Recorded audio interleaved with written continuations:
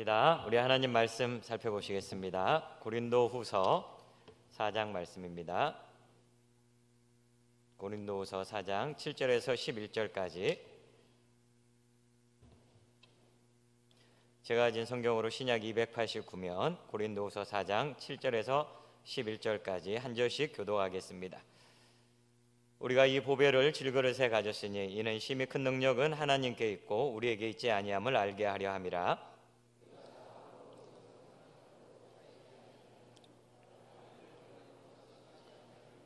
박해를 받아도 버림받지 아니하며 거꾸로 뜨림을 당하여도 망하지 아니하고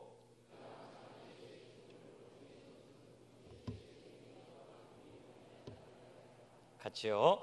우리 살아있는 자가 항상 예수를 위하여 죽음에 넘겨짐은 예수의 생명이 또한 우리 죽을 육체에 나타나게 하려 함이라.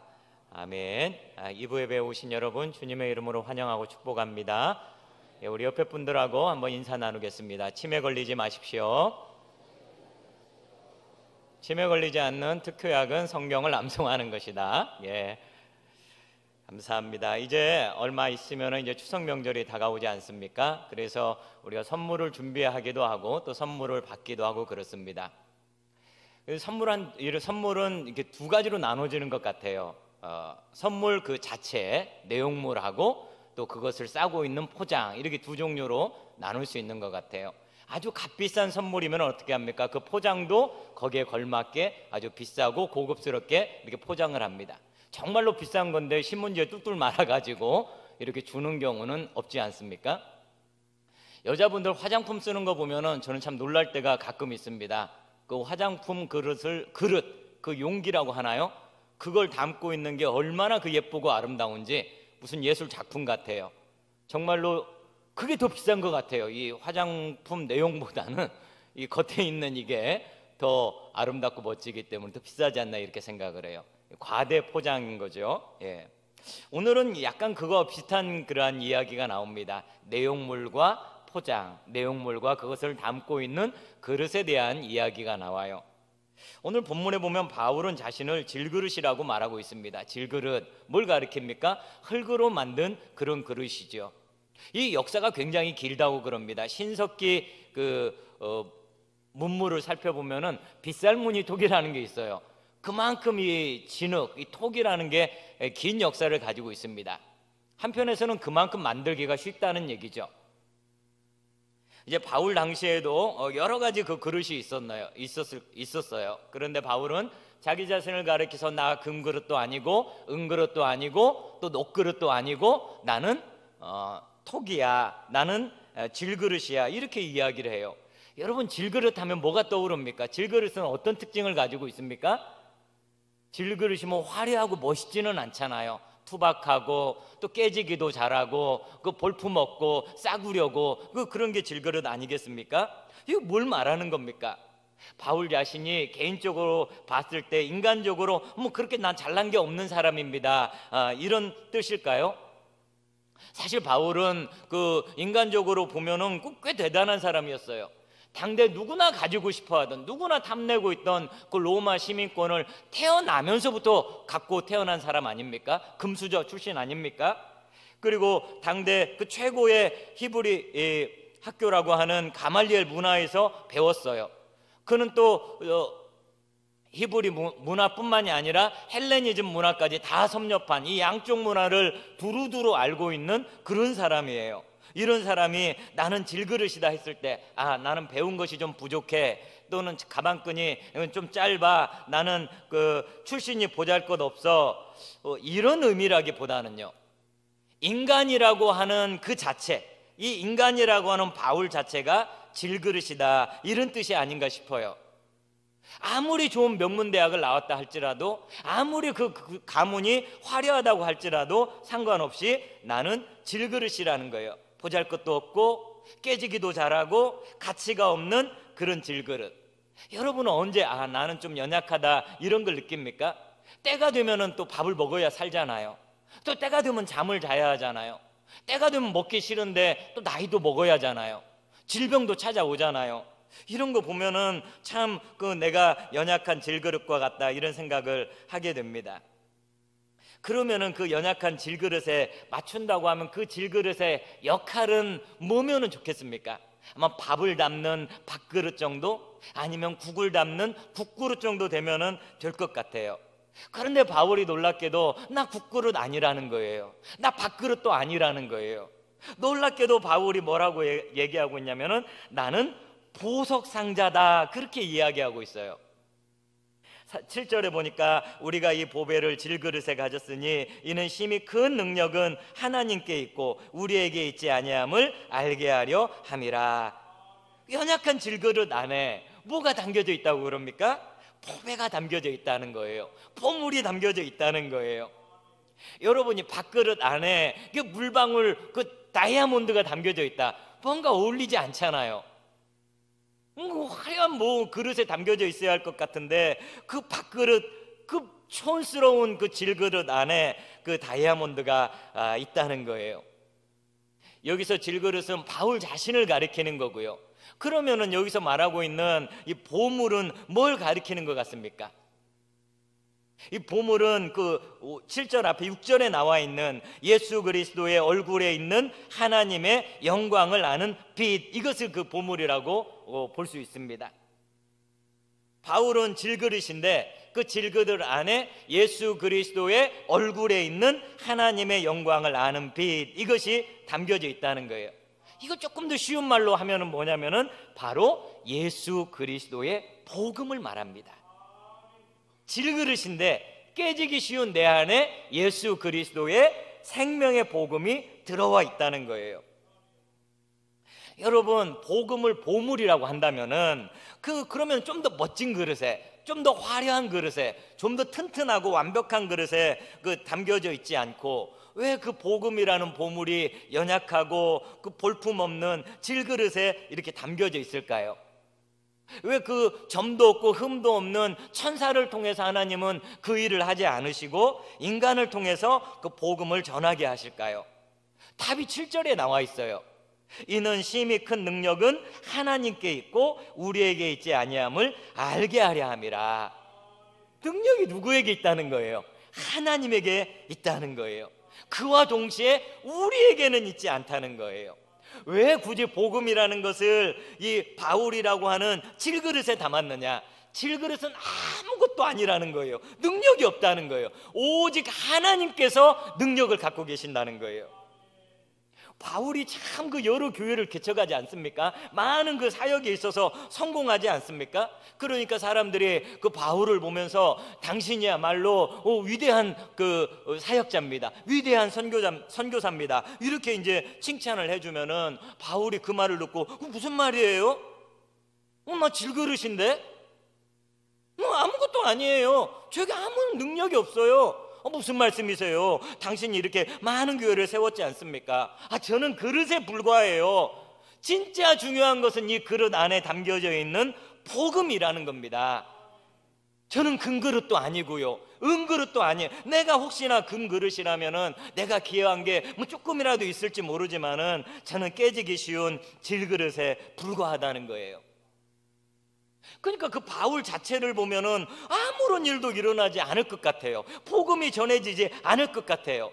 그런데 그 질그릇을 통해 가지고 복음이 전해진단 말이에요. 회개의 역사가 일어나요. 눈물을 흘려요.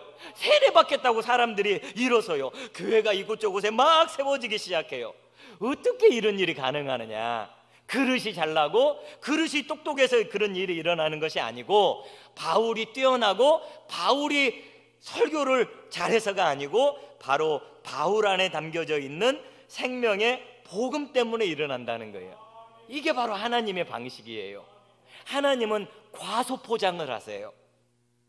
고린도전서 1장 27절에 보면은 그러나 하나님께서 세상에 미련한 것들을 택하사 지혜 있는 자들을 부끄럽게 하려 하시고 세상에 약한 것들을 택하사 강한 것들을 부끄럽게 하려 하시며, 이게 그 고린도 후서의 또 중심 주제거든요. 미련한 것을 택하세요. 약한 것들을 택하세요. 깨지기 쉬운 질그릇, 무식하고 힘이 없는 그 질그릇을 선택하세요. 그래가지고 세상에서 지혜 있다고 하는 사람, 강하다고 하는 사람, 그 사람들을 부끄럽게 만드신다는 거예요. 이게 하나님께서 일하시는 방식이요, 복음을 전하는 방식이라는 거예요. 이제 주보에 광고도 나와 있지만은 이번 주부터 이제 안드레 전도단이 본격적으로 이렇게 여름방학을 마치고 개학하지 않습니까? 혹시 그 안드레 전도단이 여기 오셨다면은 그 이해하고 들어주세요. 제가 그 안드레 전도단을 보면은 그렇게 대단한 분이 안 계신 것 같아요. 얼굴을 봐도 그렇고 말씀하시는 것을 봐도 그렇고 대단한 분은 안 계세요, 제가 봐서는. 그런데도 희한하게 그분들을 통해서 복음이 전해지고, 누구는 또 교회를 오고 등록을 하게 되고 예수님을 만나게 되고 세례를 받게 되고 그런 일들이 일어나더라고요. 질그릇은 자랑할 게 없어요. 자랑할 게 없어요. 질그릇 안에 뭐가 담겨져 있느냐, 그리고 내가 쓰임받을 수 있다는 것, 이게 감사할 뿐이라는 거예요. 여러분은 어떤 그릇 같으세요? 나 좀 외모 좀 되는데? 나 좀 뭐 좀 있는데? 금그릇 은그릇 같으십니까? 우리가 아무리 많이 배웠든 또 많이 배우지 못했든 또 뭔가를 많이 가지고 있든 가진 것이 별로 없든 저와 여러분은 모두 질그릇이라는 거예요. 중요한 건 내가 질그릇이냐, 조금 강한 질그릇이냐, 약한 질그릇이냐, 이게 중요한 게 아니고 그 안에 무엇이 담겨져 있느냐는 거예요. 밥을 담으면 밥그릇 되지 않습니까? 국을 담으면 국그릇이 되고, 돈이 담겨져 있으면 돈 그릇이 되겠지요. 그런데 우리 안에 무엇이 있습니까? 바울은 말하기를 나는 질그릇이야, 나는 연약해, 너무너무 부족해, 깨지기도 잘해. 그러나 볼래? 내 안에 복음이 있어. 생명의 복음이 있어. 내 안에 생명의 주 예수 그리스도가 계셔. 저와 여러분 안에도 이 생명의 복음이 있는 줄을 믿습니다. 우리 안에 주님께서 넣어주신 이 복음 예수 그리스도, 질그릇인데도 불구하고 보석 상자가 되는 거예요. 우리 주 예수 그리스도의 생명의 복음이 담겨져 있는 너무나 값진 보석 상자가 되는 겁니다. 여러분 옆 사람 한번 보세요. 보석 상자 같이 생겼는지 한번 이렇게 축복해 주세요. 당신은 보석 상자이십니다. 나 아닌데, 나 보석 없는데. 아니에요. 우리 예수 그리스도의 생명의 복음이 우리 안에 들어와 있기 때문에 우리는 보석을 담은 보석 상자가 되는 거예요. 그 복음으로 인해서 하나님께서는 심히 큰 능력을 나타나게 하실 줄을 믿습니다. 여러분, 그러면요, 이 보석을 담고 있는 이 그릇이라고 했을 때 이 그릇은 어떤 대우를 받아야 한다고 생각하십니까?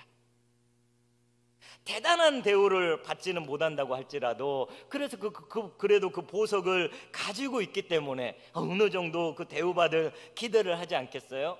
이제 요즘 비싼 핸드폰을 많이 갖고 다니지 않습니까? 그것을 그냥 달랑달랑 들고 다니는 분은 전 거의 본 적이 없어요. 거기에 액정 강화 필름이라고 하는 필름을 싹 바릅니다. 그것도 부족해가지고 무슨 케이스 또 몇만 원짜리 사가지고 거기다 쏙 또 넣습니다. 우리나라 그 핸드폰 액세서리 시장이 2조 원 정도를 이렇게 한다고 그러니까 그 핸드폰만 대접받는 것이 아니고 핸드폰을 감싸고 있는 그 케이스도 대우를 받고 있는 거예요. 그렇게 생각하다 보면은 그 보석을 담고 있으니까 보석함도 좀 대우를 받겠구나, 이렇게 생각하기가 쉬운데 전혀 엉뚱한 일이 일어나더라는 거예요. 8절과 9절 말씀에 보면은 8절은 제가 읽고 9절은 한번 여러분 읽어보겠습니다. 우리가 사방으로 우겨쌈을 당하여도 쌓이지 아니하며 답답한 일을 당하여도 낙심하지 아니하며.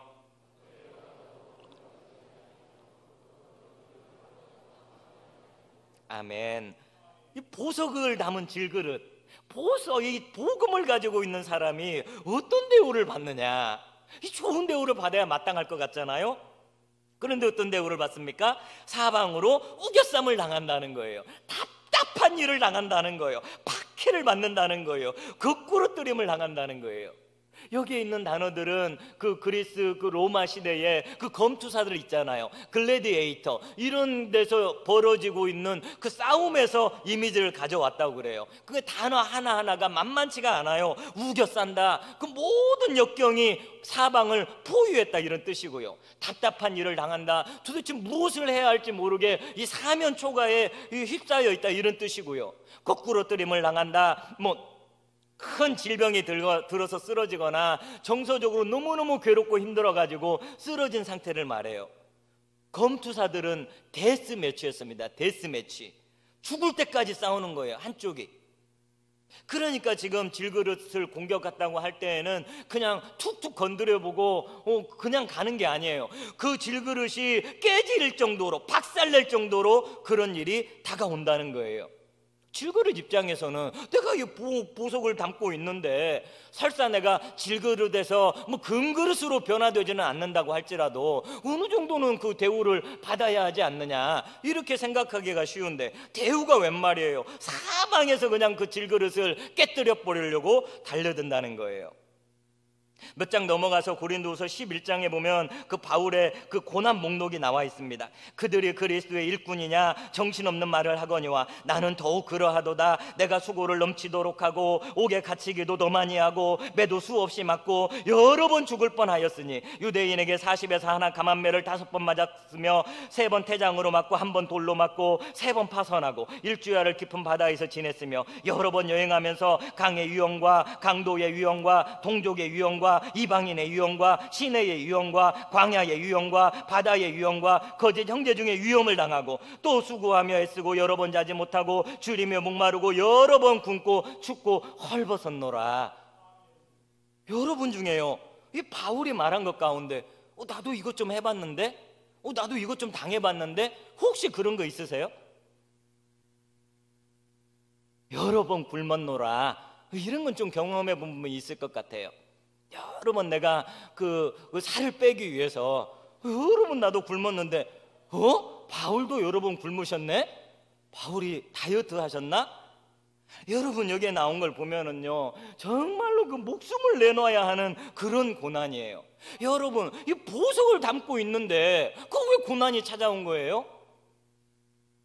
여러분, 보석을 담고 있음에도 불구하고 고난이 찾아온 게 아니에요. 보석을 담고 있기 때문에 고난이 찾아왔다는 거예요. 바울의 그 생명의 복음이 그 안에 없었다면, 그가 생명의 복음을 전하지 않았다면 이런 우겨쌈, 답답한 일, 핍박, 거꾸로뜨림 이런 거 안 만나요.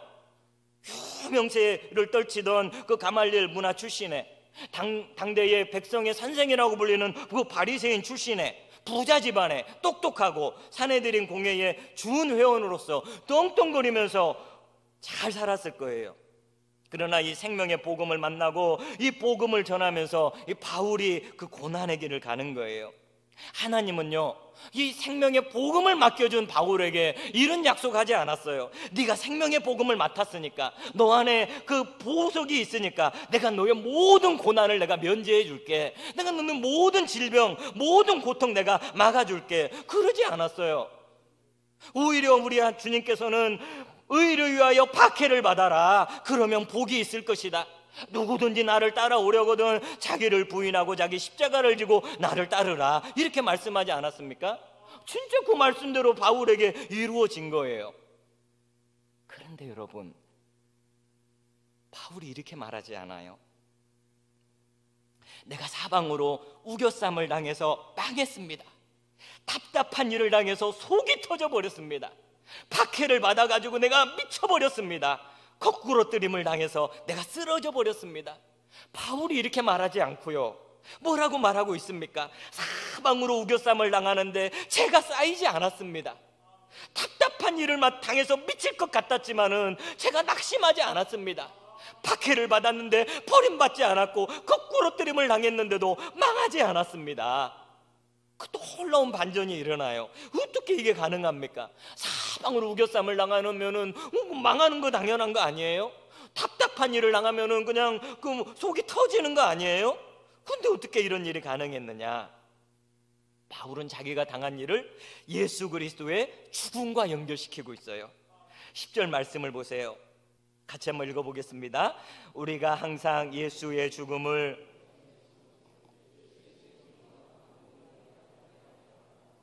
아멘.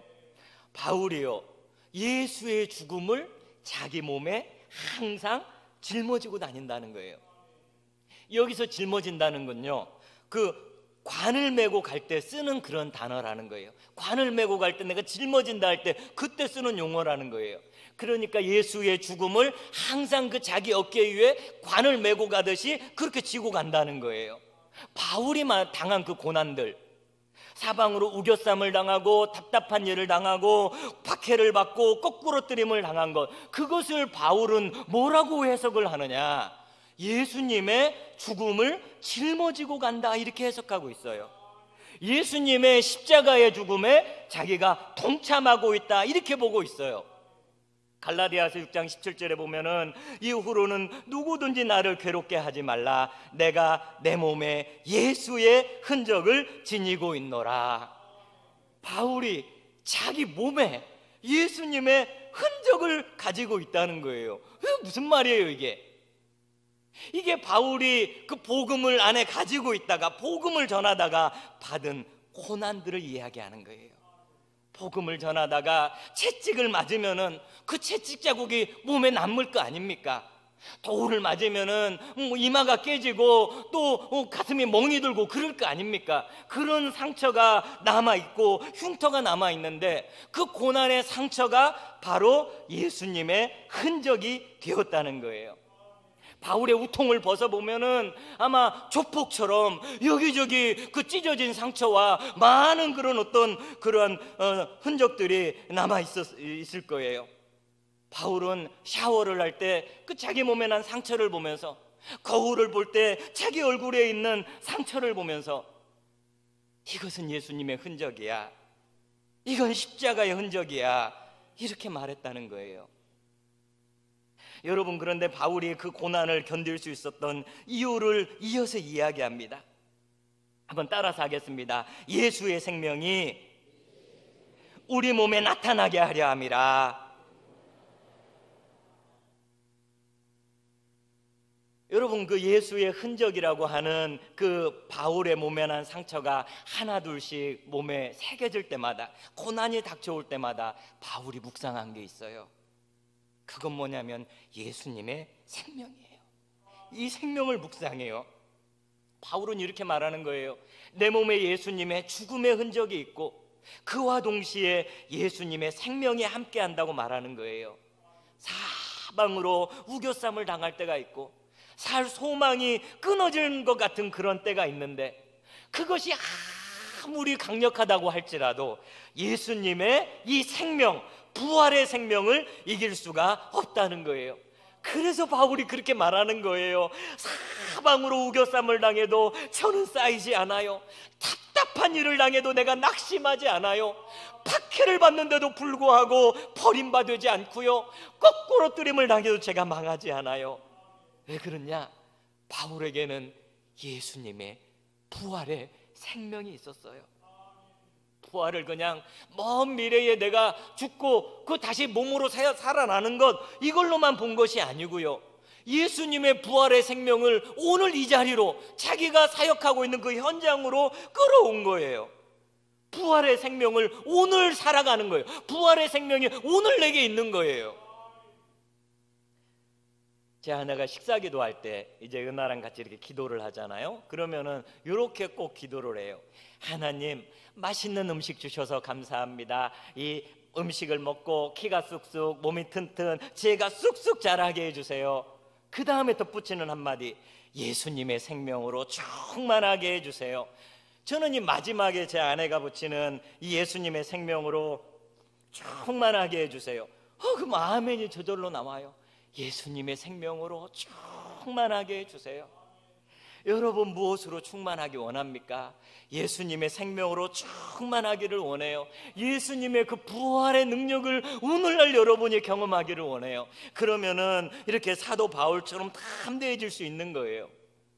제가 설교를 준비하면서 이런 마음의 기도가 나왔어요. 하나님, 우리 성도님들은 여기에 나와 있는 우겨쌈을 당하지 않게 해주세요.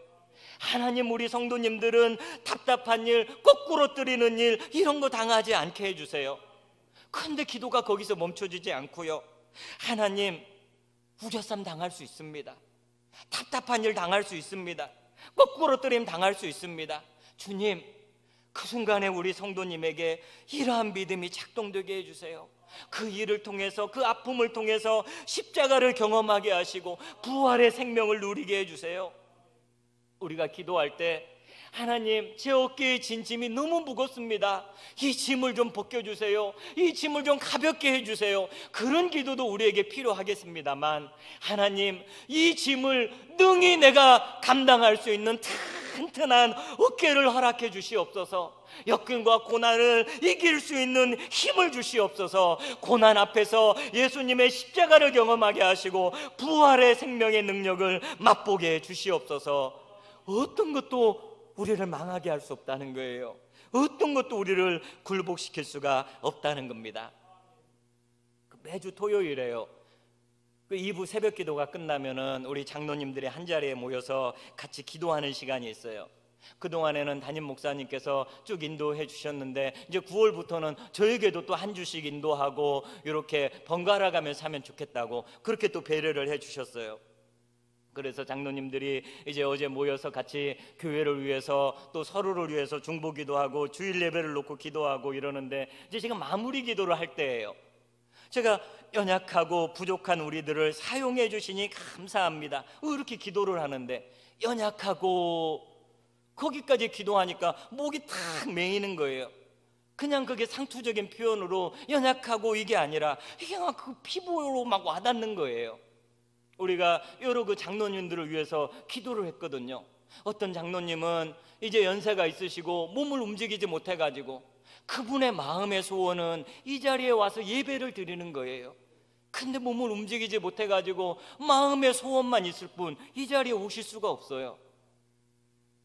어떤 장로님은 허리 수술을 몇 번이나 받으셨어요. 어떤 장로님은 당뇨가 있으세요. 어떤 장로님은 그 밤잠을 잘 못 주무시는 불면증에 시달리고 계세요. 그 장로님들쯤 되면은 그 막 날아다녀야 하는 거 아니에요? 얼마나 여기 앞에 계시네요, 우리 장로님들. 얼마나 그 대단한 분들을 뽑았습니까? 막 날아다니고 홍길동처럼 여기 나타났다 저기 나타났다 막 이렇게 하셔야 할 것 같은데 너무너무 연약하시다는 거예요. 장로님들이 질그릇이에요. 몸만 약합니까? 마음도 얼마나 약한지 몰라요. 말 한마디에 상처받고 또 피를 흘리고 그러는 것도 왕왕 경험을 하게 돼요. 그러면은 장로님들만 약합니까? 목사님들은 또 얼마나 약해요. 얼마나 또 깨지기가 쉬워요. 길을 가다가 성도님을 만났는데 인사를 안 하고 푹 지나가 버려요. 얼마나 또 상처를 받습니까? 저 성도님은 나를 싫어하시는구나. 그 성도님은 원래 옆을 안 보고 앞만 보고 가는 분이에요. 그러다 보니까 못 봤는데 인사를 하고 막 상처 받아가지고 주님, 얼마나 그 연약한지, 장로님들도 얼마나 그 목사님도 연약한지. 그런데 여러분, 그 연약한 장로님들 안에, 그 연약한 목사님들 안에 이 보화를 주님이 담게 해주셨잖아요.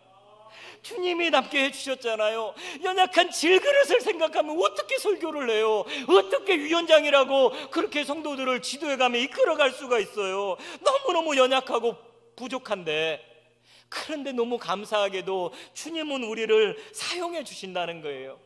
그걸 생각하다 보니까 기도하다가 제가 울컥 이렇게 눈물이 났습니다.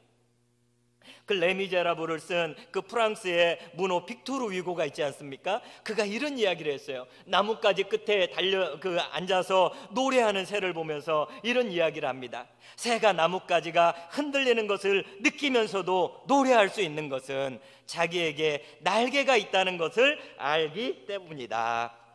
다시 한번요. 나뭇가지가 흔들리는 것을 느끼면서도 새가 노래할 수 있는 것은 자기에게 날개가 있다는 것을 알기 때문이다.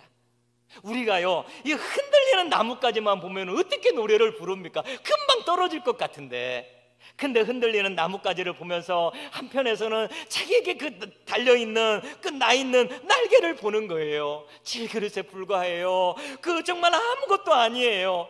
그런데 우리 안에 세상 그 무엇과도 바꿀 수 없는 보배로운 예수 그리스도의 생명의 복음이 있어요. 그래서 아무리 그 무엇이 우리의 인생을 뒤흔든다고 해도 우리에게는 예수, 부활, 생명의 날개가 있어요. 그래서 흔들리는 가운데에서도 저와 여러분은 도래할 수 있다는 거예요. 제가 중고등학교 시절에 그 참 좋아했던 그 찬양이 있어요. 가사를 한번 읽어드리겠습니다. 너는 왜 항상 웃니? 슬퍼도 눈물 나도 남들은 모를 거야. 왠지 좋아, 항상 좋아. 무엇이 그리 좋은지 나도 알게 해다오. 너와 나 만나려고 주 예수님 오셨단다. 너와 나 만나려고 주 예수님 오셨단다. 보배 되시는 예수 그리스도께서 우리를 위해 오셨어요. 질그릇 같은데 그 안에 담겨 계세요. 그러니까 때로는 슬프고 때로는 눈물이 나고 때로는 남들이 이해하지 못하는데도 왠지 좋아, 항상 좋아하면서 찬양하며 노래하며 하나님을 찬양할 수가 있다는 거예요. 그런 상황에서 이 사도 바울처럼 담대하게 선포할 수 있는 거예요. 우겨쌈이 없어서 찬양하는 게 아니에요. 내가 사방으로 우겨쌈을 당해도 쌓이지 않는다. 답답한 일을 당해도 내가 낙심하지 않는다. 박해를 받아도 내가 버림받지 않는다. 거꾸로뜨림을 당해도 나는 망하지 않는다. 저와 여러분이 이런 존재라는 거예요. 이러한 놀라운 은혜가 저와 여러분에게 충만하게 임하기를 주님의 이름으로 축복합니다.